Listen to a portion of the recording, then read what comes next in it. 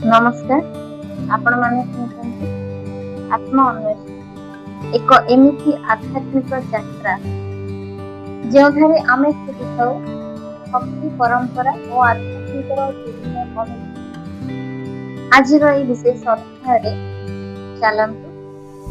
आमे जिबा एमिति एक स्थान जोठारे भक्तिर शक्ति निदर्शन आमको आसतु आज जीवा माँ मणिनाथ दुर्गा पवित्र मांकर अलौकिक महिमा मंदिर इतिहास और भक्तिर अदृश्य शक्ति विषय आसतु आम आलोचना करबा माँ तेणु शेष पर्यंत मो सहित रुहतु एवं अनुभव करंतु मांकर दिव्य कृपार मु तापसी आपण मानक स्वागत करुछि आत्म अन्वेषण।